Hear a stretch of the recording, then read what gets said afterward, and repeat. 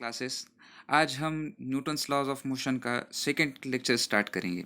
ये थोड़ा लेट हो गया क्योंकि मेरा थोड़ा तबीयत ख़राब थी, लेकिन यहाँ से इंशाल्लाह हम सारे लेक्चर्स को डे टू डे कवर करेंगे, सारे टॉपिक्स को।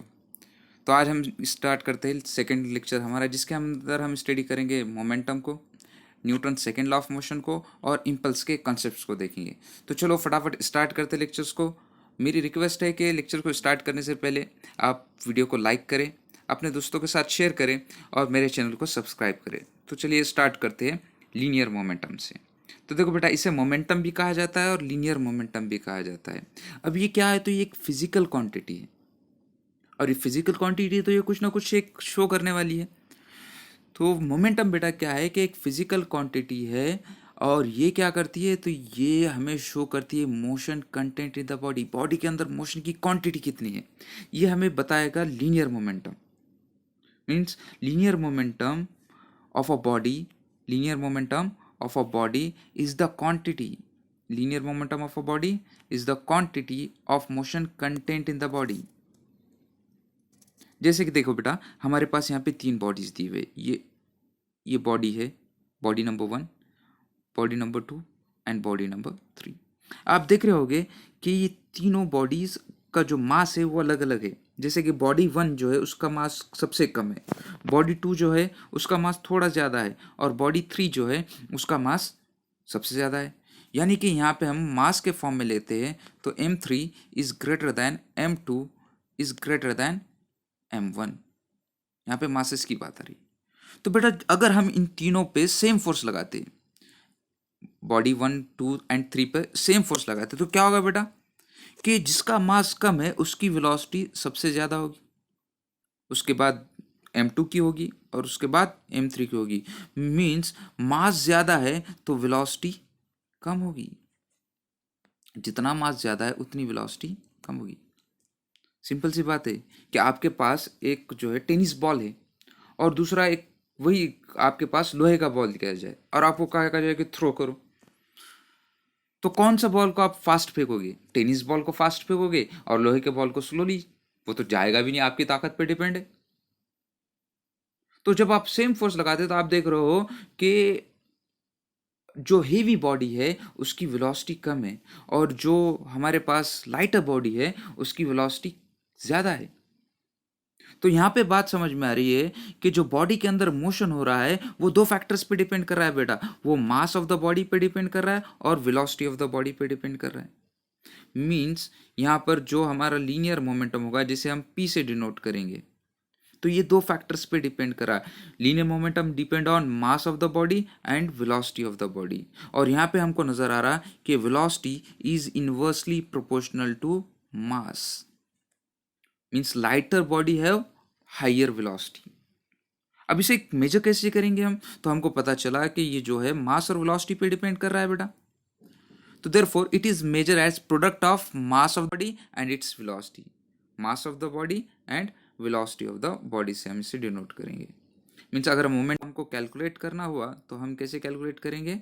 मोमेंटम इज इक्वल्स टू, यहाँ पे मास रह गया, मोमेंटम इज इक्वल्स टू, देखो यहाँ पे मास लिखने रह गया हमारा, मास इंटू वेलोसिटी। यहाँ पे मास होगा बेटा, ठीक है, mass into velocity.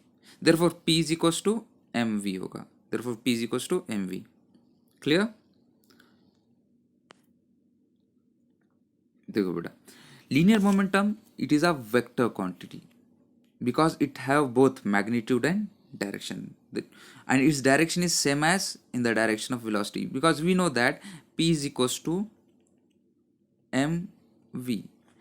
Mass is a scalar quantity but velocity is vector quantity, therefore P bar is equals to mv bar in vector form, and because it is depend on totally in the direction of velocity, therefore P is always in the direction of velocity.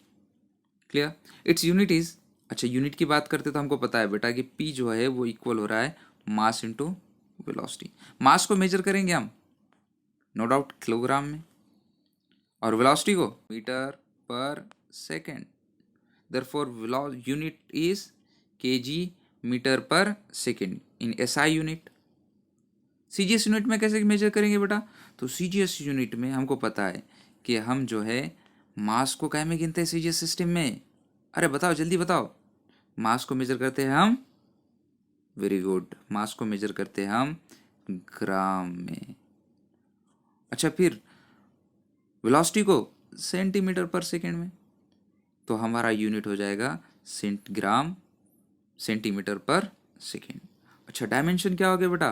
तो हमको पता है कि मास का जो dimension है वो m1, यहाँ पे m1 आ गया।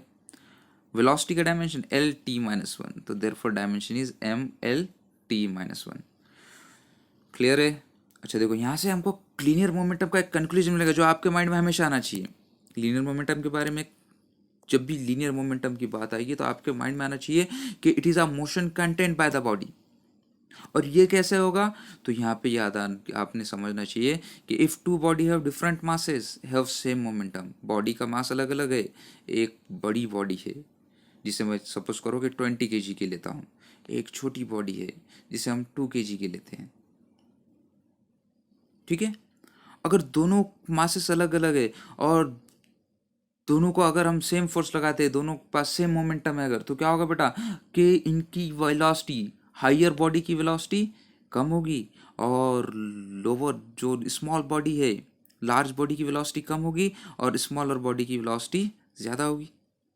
तो यहाँ पर ये कह रहा है if two bodies have different masses but same momentum the lighter body है possess greater velocity, lighter body के पास ज़्यादा वेलोसिटी होगी, ग्रेटर वेलोसिटी होगी।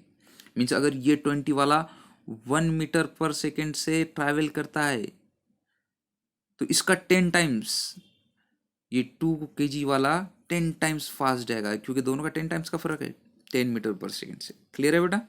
इसको याद रखना। तो मोमेंटम क्या होगा? If two objects have different masses but same momentum, lighter body possess greater velocity. Clear?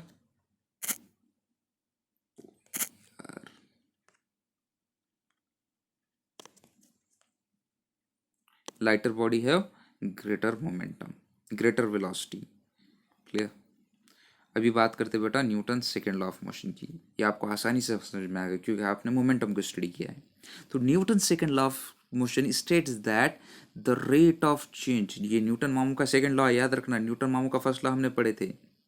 The body will continue in the state of rest, uniform motion और uniform motion in a straight line until a external force is exerted on it। और ये दूसरा उसका second law है। तो second law क्या कहता है बेटा?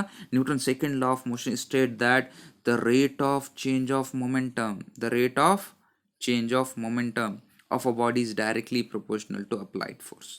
Rate of change of momentum is directly proportional to applied force, यानी कि जितनी ज़्यादा हम फोर्स अप्लाई करेंगे उतना ज़्यादा उसके अंदर मोमेंटम का चेंज आएगा। क्लियर है? मीन्स फोर्स लगाएंगे हम तो वेलोसिटी बढ़ेगी, मोमेंटम में चेंज आएगा। Means F is directly proportional to D P by D t, क्योंकि d P by D t क्या है? हमारा रेट ऑफ चेंज है, क्योंकि rate of change d by D t को हम रेट ऑफ चेंज कहेंगे। ये रेट ऑफ चेंज हो गया और मोमेंटम का ए पी, तो rate of change of momentum, ये आपको पता है। इसलिए बेटा प्रोपोर्शनलिटी की साइन हटेगी और कांस्टेंट आ जाएगा, वेर के इज कांस्टेंट, तो एफ हो जाएगा K D P by D T. अब के की वैल्यू यहाँ पे 1 होती है सी जी एस और एस आई सिस्टम के अंदर। C G S and S I system के अंदर हम कंसिडर करते हैं कि K is equal to therefore F is equal to D P by D T. लेकिन हमको पता है बेटा कि अभी हमने देखे पी जो है, मोमेंटम जो है, वो प्रोडक्ट है किसका? मास एंड वेलोसिटी का। Therefore D by D t तो जैसे कि वैसे हमने पी की जगह रखे एम वी, पी की जगह रखे एम वी। अब देखो बेटा, हमको डेरिवेटिव का एक फॉर्मूला पता है, derivative of product. Derivative of product, derivative अगर हम लेते हैं प्रोडक्ट का, u इंटू वी वाला फॉर्मूला क्या होता है बेटा? First function as it is derivative of second function plus second function as it is derivative of first function. ये फॉर्मूला हम यूज करेंगे, ठीक है। तो ये वाला फॉर्मूला यहाँ पे यूज करेंगे। तो देखो यहाँ पे मास फर्स्ट फंक्शन है, वेलोसिटी सेकेंड फंक्शन है, तो therefore first function as it is derivative of second function m d v by D t plus second function v as it is and derivative of first function d m by D t. तो ये होगा बेटा total form में देखा जाए तो magnitude of force. तो इसलिए देखे थे हमने फर्स्ट लॉ हमें क्या दे रहा था, first law defines the force, first law ने सिर्फ डेफिनेशन दिया था फोर्स की। सेकेंड लॉ क्या दे रहा, तो सेकेंड लॉ हमें दे रहा मैग्नीट्यूड ऑफ फोर्स। तो याद रखना, second law gives magnitude of force, second law of motion gives magnitude of force. First law ने क्या दिया था, first law defines the force and second law gives magnitude of force. Clear है बेटा? अच्छा, इसी को दूसरे तरीके से भी हम देख सकते हैं, क्योंकि हमें पता है कि force is directly proportional to rate of change of momentum. तो हम इक्वल की साइन लेते हैं अभी मोमेंटम, क्योंकि हम के की वैल्यू तो 1 ही रखने वाले हैं।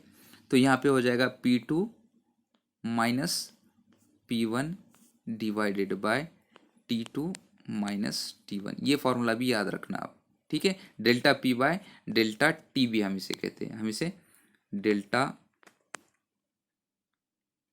P divided by delta T, ठीक है। ये बहुत छोटा होगा तब लेंगे, और ये कंसिडरेबल होगा over a interval of time. It is for instantaneous and it is for over a interval of time. लेकिन हमारे लिए ये भी बेहतर है, हम आसानी से स्टडी कर सकते हैं। क्योंकि मुझे इसके 2 केसेस बताने थे, इसलिए मैंने इसको यूज़ किया, क्योंकि हम नीट के लिए स्टडी कर रहे थे तो थ्रोली स्टडी करेंगे। क्लियर है बेटा? देखो, इसके 2 केसेस हमारे पास बनते हैं। Case 1, if mass is constant, body move कर रही है और उसका मास कांस्टेंट है। जैसे कि हम बॉल को हिट कर रहे हैं, क्रिकेट खेल रहे हैं बॉल को हिट कर रहे हैं, टेनिस खेल रहे हैं बॉल को हिट कर रहे हैं, फुटबॉल खेल रहे हैं किक कर रहे हैं। तो यहाँ पे देखो बेटा, जब हम किक कर रहे हैं तो मास तो कांस्टेंट रहेगा, फुटबॉल अपना मास तो नहीं बदलेगा, मास तो क्या होगा, कांस्टेंट। तो उस कंडीशन के अंदर क्या है, मास कांस्टेंट है। और जब मास कांस्टेंट है, उसका डेरिवेटिव अगर लेते हैं तो डेरिवेटिव ऑफ कांस्टेंट क्या है, DM by D T zero हो जाएगा। और ऊपर की इक्वेशन में हम डीएम बाई डी टी की जगह अगर जीरो पुट करते हैं तो हमारे पास क्या बचेगा, हमारे पास बचेगा physicals to m d v by D t. और हमको पता है कि d v by D t जो है, d v by D t क्या है, ये एक्सेलरेशन है। और हमको हमारा फोर्स का फॉर्मूला मिलेगा जो हम हमेशा यूज़ करते हैं, m a, that is force is equals to mass into acceleration. But remember that this is only applicable when mass is constant. अब देखते हैं सेकेंड केस बेटा, if mass is not constant, that is only velocity is constant. Velocity constant है, mass vary कर रहा है। आप कहोगे सर ऐसे कैसे मास वेरी कर रहा है, कोई भी चीज़ जब ट्रैवल कर रही है तो उसका मास तो सेम होगा। तो सपोज करो बेटा, आप एक ट्रेन से जा रहे हो और कश्मीर में से ट्रेन जा रही है, ट्रेन जा रही है कश्मीर में से, और वहाँ पे गिर रही है बर्फ। क्या होगा बेटा, ट्रेन जाते जा रही है, उस पर बर्फ बारी होती जा रही है, ऊपर बर्फ गिरती जा रही है, तो क्या होगा, उसका मास कम होगा कि बढ़ेगा, बढ़ेगा, नो डाउट बढ़ेगा कि नहीं, क्योंकि मास उसके ऊपर जमते जाएगी, बर्फ गिरेगा और मास उसके ऊपर ऐड अप होता चलेगा, और जैसे जैसे टाइम बढ़ेगा उसका मास इंक्रीज होता जाएगा और वेलोसिटी डिक्रीज होते जाएगी। मास बढ़ रहा है मीन्स कौन सी वेलोसिटी कांस्टेंट रखी हमने, लेकिन मास को क्या करें हमने, चेंज करे, रेट ऑफ चेंज हो रहा है, ठीक है। यानी मोमेंटम तो चेंज होगा वहां पे, और फोर्स हमें ज्यादा लगेगी, ट्रेन को फोर्स ज्यादा लगे देना पड़ेगी। दूसरी एक चीज हमने देखते हैं, रॉकेट लॉन्च होता हुआ देखे हुए आपने। तो रॉकेट जब लॉन्च होगा तो क्या करता है बेटा, रॉकेट रॉकेट यहाँ से गैसेस को, बर्न गैसेस को, फ्यूल को बर्न करते चलता है। और जैसे जैसे ऊपर जा रहा है फ्यूल, तो फ्यूल बर्न हो रहा है तो उसका वेट क्या हो रहा है, उसका मास क्या हो रहा है, डिक्रीज हो रहा है बेटा। तो ये 2 कंडीशन आपके लिए बहुत इंपॉर्टेंट है। वो कभी कहेगा कि स्नो गिर रही है, कभी कहेगा कि डस्ट डस्ट उसके ऊपर आ रहा है, ट्रेन के ऊपर डस्ट की वजह से उसका वेट इंक्रीज हो रहा है। और वेट डिक्रीज हो रहा है कब, जब रॉकेट लॉन्च हो रहा है। तो इस केसेस के अंदर याद रखना बेटा, हम क्या यूज करेंगे, वेलोसिटी कांस्टेंट लेंगे, और d v by D t क्या हो जाएगा, फिर जीरो हो जाएगा। और हमें फॉर्मूला मिलेगा F is equals to d m by D t, v d m by D t, where v is velocity and d m by D t को हम कहेंगे rate of change of mass. Time के साथ मास का change हो रहा है बेटा, क्लियर है। चलो अभी बारी आती है इम्पल्स की। देखो, इम्पल्स को जानने से पहले इम्पल्सिव फोर्स को समझो। What do you mean by impulsive force, क्योंकि इम्पल्सिव फोर्स के जरिए से इम्पल्स हमें स्टडी करना पड़ेगा। तो देखो, जब हम लार्ज फोर्स को लगाते हैं for very small interval of time, जैसे कि क्रिकेट हम खेल रहे हैं, शॉट मार रहे हैं हम, तो बॉल और बैट का जो टाइम होता है कांटेक्ट टाइम, वो क्या होता है बेटा, बहुत कम होता है। यहाँ पे देखो टेनिस खेल रहा है बंदा, तो हम हिट कर रहे हैं तो 10 मिनट 15 मिनट हिट करेंगे क्या, नहीं। For a certain time, instant of time, कुछ सेकंड के लिए हमारी बैट जो है बॉल को हिट करती है। तो ऐसे फोर्स को हम कहते हैं इम्पल्सिव फोर्स। जैसे कि hitting, kicking, catching, jumping, diving, collision, ये क्या होता है, फोर्स तो लार्ज फोर्स एग्जर्ट करती है बेटा, लेकिन जो टाइम इंटरवल होता है वो बहुत कम होता है। तो ऐसी फोर्स को कहते हैं हम इम्पल्सिव फोर्स। अब फिर इम्पल्स क्या है, तो impulse of a force is measured of total effect of force. Impulse क्या है, इम्पल्सिव फोर्स तो बहुत छोटे टाइम के लिए, लेकिन टोटल इफेक्ट ऑफ फोर्स, इसको कहते हैं हम इम्पल्सिव फोर्स। अब इम्पल्सिव फोर्स का अगर ग्राफ अगर देखें हम, फोर्स और टाइम का, फोर्स और टाइम का ग्राफ देखते हैं बेटा, तो देखो ये क्या होगा, सडनली इंक्रीज होगी और सडनली डिक्रीज होगी, और इस इंस्टेंट ऑफ टाइम पे ये मैक्सिमम होगी, बहुत ज्यादा होगी। क्लियर है, मतलब क्या है कि it is increases from zero to maximum and suddenly decreases maximum to zero, इसको कहेंगे हम इम्पल्सिव फोर्स। और it is defined as force multiplied by time, कितने टाइम के लिए फोर्स लग रही है। यानी कि इम्पल्स इज इक्वल्स टू, याद रखना सिंपल, आप फॉर्मूला भी याद रखें तो काफी है। Impulse is equals to force into time, impulse is equals to force into interval of time, force into time होगा। क्लियर है, चलो बेटा। Impulse is a vector quantity, यानी इसको मैग्नीट्यूड भी है और डायरेक्शन भी है। अच्छा देखो क्या देखे हमने कि इम्पल्स जो आई इक्वल है वो फोर्स इंटू टाइम है, फोर्स इंटू टाइम है, टाइम इंटरवल लेंगे हम। अब यहाँ पे टाइम तो स्केलर क्वांटिटी है, तो वेक्टर कौन है, फोर्स है। यानी impulse is a vector quantity, और किसकी डायरेक्शन में होगा बेटा, same as in the direction of, किसके, फोर्स के डायरेक्शन में होगा। ये देखो फोर्स के डायरेक्शन में होगा, sorry in the direction of force, in the direction of force बेटा। क्लियर है। अच्छा बेटा अब इसके डायमेंशंस की बात आती है, यूनिट्स की बात आती है, तो यूनिट को हम निकालते हैं। देखो हमने देखा अभी कि फोर्स इक्वल हो रही है इम्पल्स इक्वल है फोर्स इंटू टाइम। अब टाइम ले लेते हैं हम डेल्टा टी। फोर्स को हम मेजर करते हैं न्यूटन में, न्यूटन ने बताया था फोर्स को, और इसको टाइम को सेकंड में, तो यूनिट क्या हुआ, न्यूटन सेकंड। देखो न्यूटन सेकंड। दूसरा यूनिट क्या होगा, क्योंकि न्यूटन, अभी हमने फोर्स का यूनिट निकाला था, फोर्स का यूनिट क्या है, KG metre per second square, mass into acceleration, और मल्टीप्लाइड बाय सेकेंड। देखो ये एक सेकेंड कटेगा और एक सेकेंड कटेगा, तो हमारे पास क्या बचा, केजी मीटर पर सेकेंड। ऐसे ही सीजीएस सिस्टम में फोर्स को मेजर करते हैं डायन में, तो इसलिए हो जाएगा डायन सेकेंड। अब यहाँ से हमें इम्पल्स का कंक्लूजन निकला, और ये हमारे लिए बहुत इंपॉर्टेंट है बेटा, इम्पल्स का कंक्लूजन इंपॉर्टेंट है। आपने देखा होगा कि जब कोई फील्डर कैच लेता है तो अपने हैंड्स को धीरे धीरे नीचे करता है। क्यों नीचे करता है, ताकि फोर्स का इफेक्ट कम हो। यानी कि जितना कांटेक्ट बढ़ेगा उतना इफेक्ट, फोर्स का जो इम्पैक्ट है वो कम होगा। देखिए यहाँ पे हम देख रहे हैं, इफ कांटेक्ट टाइम, यहाँ पे डेल्टा टी है, delta t is increased, average force decreased.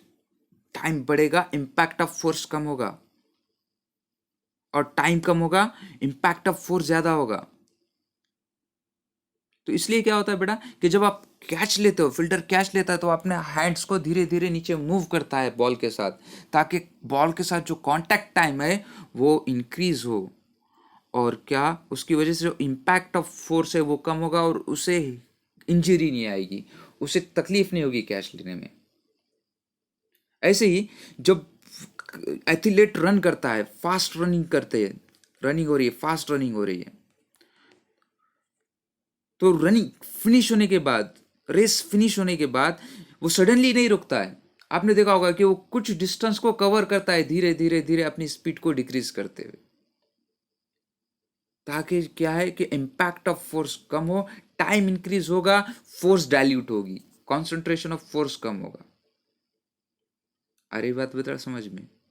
तो ये इफेक्ट किसकी वजह से? ये हमारे इम्पल्स की वजह से है। तो याद रखना इस चीज को कि if time of contact increase, average force decrease, time of contact decrease, average force is decrease. तो यहाँ पे एफ जो है हमारे टाइम के, और ये फोर्स कौन थी है? तो ये इम्पल्सिव फोर्स होगी। क्लियर है? अब बेटा यहाँ पे एक इंपॉर्टेंट सा थ्योरम हमको स्टडी करना है, इम्पल्स मोमेंटम थ्योरम। आप इसको कह सकते हैं relation between impulse and momentum. देखो बेटा, हमने स्टडी किया था by second law of Newton's second law of motion. Newton second law of motion क्या स्टडी किया था कि force is equal to delta p by delta t, rate of change of momentum. मैंने बताया था d p by d t for instantaneous time, instantaneous, and for a period of time, interval of time, delta p by delta t, that is change in momentum divided by change in time। देखो ये divide का जो delta T है वो F के multiply में जाएगा और जाएगा F delta p delta t into is equals to p, F delta t is equals to p हो जाएगा। अभी हमने स्टडी किया कि जो इम्पल्स है वो क्या है? Force into time. तो ये क्या हो गया? डेल्टा पी की फोर्स इंटू टाइम को हम क्या लिखेंगे? फिर इम्पल्स लिखेंगे। और ये क्या होगा? Change in momentum, that is impulse is equals to change in momentum. Impulse is equals to change in momentum, remember रखना है, बहुत इंपॉर्टेंट है। और इसे कहेंगे हम इम्पल्स मोमेंटम थ्योरम। तो आज के लेक्चर के लिए बस इतना ही। जो हमारा लेक्चर 3 होगा उसके अंदर हम स्टडी करेंगे कॉमन फोर्सेस, और उसके बाद हम इसके न्यूमेरिकल्स प्रॉब्लम्स देखेंगे और कुछ ऑब्जेक्टिव क्वेश्चन देखेंगे। तो सब्सक्राइब करें मेरे चैनल को और लाइक और शेयर करना ना भूले बेटा। क्लियर है? और कोई भी डाउट है तो please comment. If you like the video please comment, any curies please comment on the video. ठीक है, गुड बाय।